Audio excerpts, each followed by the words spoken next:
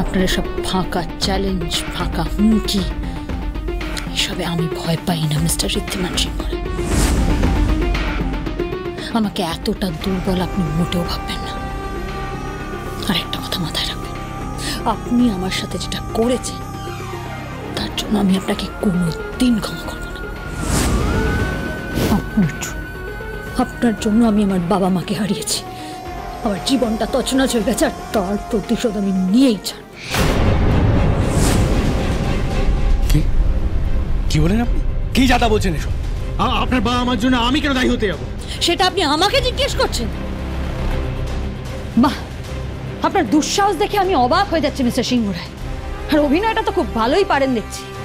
একটা কাজ করুন, নিজের স্কিলটাকে না আপনি নিজের এবার প্রফেশন বানিয়ে নিন। এরপর যখন বাড়ি, ব্যবসা সবকিছু হারিয়ে রাস্তায় গিয়ে দাঁড়াবেন, তখন the skill might save you. যা বলা স্পষ্ট বলুন। স্পষ্ট করেই বলছি, সোজা কথা আপনার মুখোমুখি দাঁড়িয়ে বলছি। আপনাদের সবার সাথে ভালো ব্যবহার করে আপনাদেরকে বাড়িতে থাকতে দিয়ে আমি একটা বিশাল বড় ভুল করেছি, কিন্তু এবার আপনিও দেখবেন যে আমি কি করে আমার নিজের ভুলটা শুধরে নিই।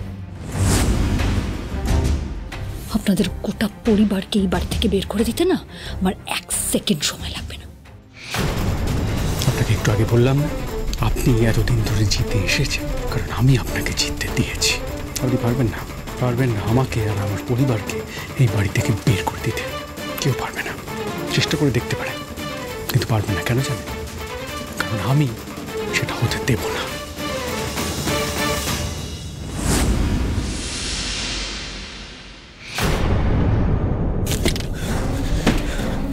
সবটা মিথ্যে, সবটাই বস।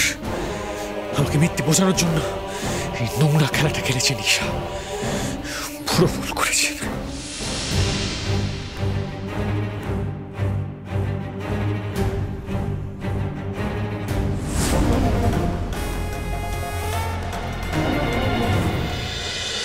ঋদ্ধিমান সিংহ রায়ের এত সাহস হয় কি করে আমার সাথে মিসবিহেভ করে?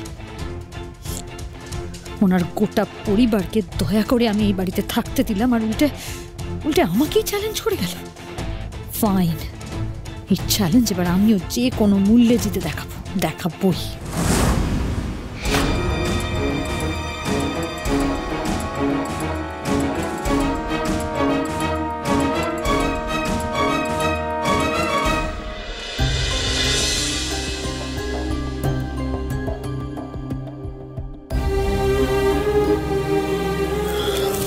ভুল করেছি, খুব বড় ভুল করেছি।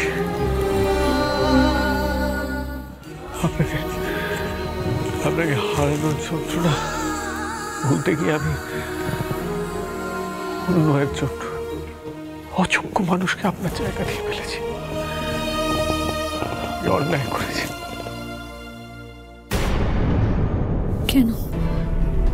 কেন আজ আমি এটা করলাম? যে মানুষটা আমি নই, কেন তার মতন হওয়ার চেষ্টা করলাম? এখনো কেন মনে হচ্ছে আমার অতীতের সূত্র এই মুখটার পেছনেই লুকিয়ে আছে? কেন?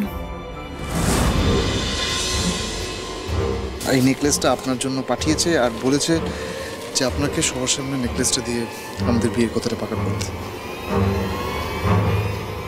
আর ঈশাদি তো কথা দিয়েই দিয়েছে মাকে যে ঈশাদি ওই বিয়েতে রাজি।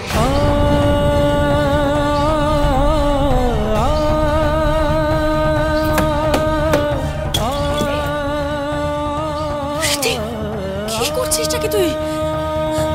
দেখ তো কিরকম হাতে লাগলো, হাতটা বোধহয় কেটে গেছে। দাঁড়া, আমি এক্ষুনি ওষুধ নিয়ে আসছি।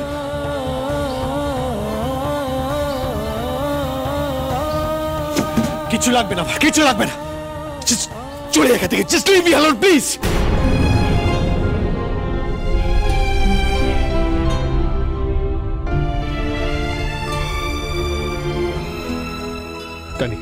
Tani, wait. Wait, Tani. I'm sorry. I didn't mean to. আমি সরি, আমি ওভার রিঅ্যাক্ট করে ফেলেছি। আসলে কি জানিস তো, এই যে এটা আমার এত বড় ভুল, আমি মেনে নিতে পারছি না। আমি এই ঈশাকে খুনি ভেবেছি, তুই বারবার বলেছিস ঈশা খুনি নন, তাও আমি বিশ্বাস করতে চাইনি। আমি খুব খুব বড় ভুল করে ফেলেছি। সিদ্ধি, ভুল করে সেই ভুলটা শুধরে নেওয়া সেটা সব থেকে ইম্পর্ট্যান্ট। আর একটা কথা সব সময় মাথায় রাখবি, আমি সব সময় তোর পাশে ছিলাম, আছি, আর সারা জীবন থাকবো।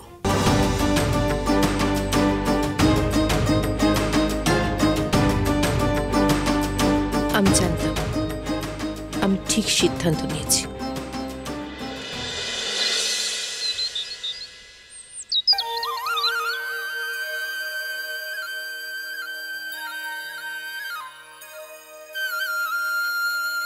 খড়ি দিদি ভাই, পুজো করছো তুমি?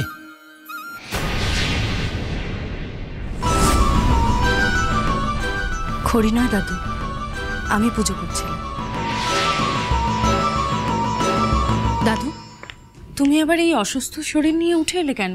কিছু লাগলে আমাদের ডাকতে পারতে তো, আমরা গিয়ে দিয়ে আসতাম। না না, আমার কিছু লাগবে না, আমি শুধু একবার খড়ি দিদির কাছে যেতে চাই। খড়ি দিদি, বাবা, খড়ি দিদি। সেটা কি করে সম্ভব দাদু? খড়ি তো নেই এখানে।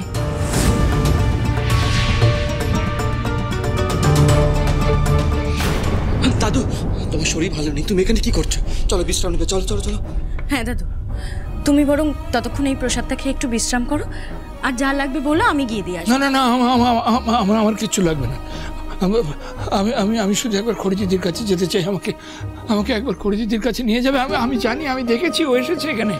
আর আমার কিচ্ছু হবে না, কোনো বিশ্রাম লাগবে না। একবার শুধু আমাকে খড়ি দিদির কাছে নিয়ে চলো। দাদু তানি কিন্তু একদম ঠিক কথা বলছে। আমি জানো তো প্রথমে বাইরে থেকে এসে ওই মেয়েটাকে দেখে খড়ি ভেবেছিলাম, কিন্তু তা নয় দাদু, ওকে জাস্ট খড়ির মতো দেখতে। কি বলছো? কি বলছো তুমি? খড়ির মতো দেখতে মানে? ঠিকই বলছি দাদু, খড়ি আর বেঁচে নেই।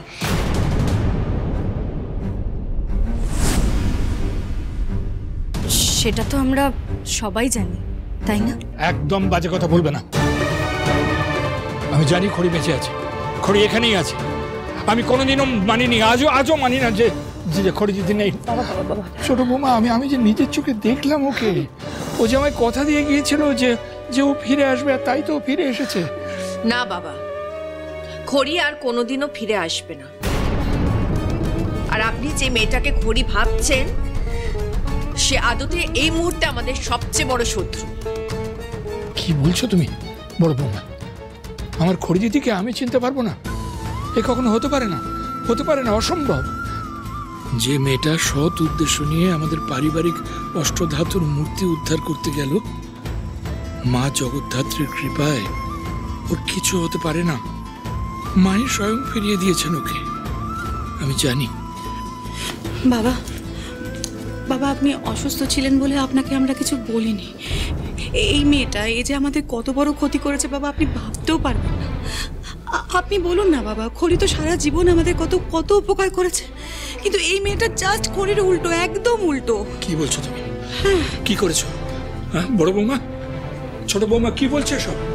ঠিকই বলছে ছোট বাবা, এই মেয়েটা আমাদের বাড়িতে পা দেওয়া মাত্রই আমাদের পরিবারের সর্বনাশ ডেকে এনেছে। আমি তো এতদিন ছিলাম না বাড়িতে, হঠাৎ ফিরে এসে দেখি এই মেয়েটা আমাদের বিজনেস, আমাদের বাড়ি সবকিছু দখল নিয়ে নিয়েছে। দয়া করে এটা নিজেদের মাথায় ঢুকিয়ে নিন।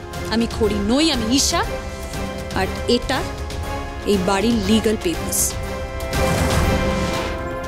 এই মুহূর্ত থেকে সিংহরায় বাড়ি আমার, আর আমার বাড়িতে আমি সব চাই না।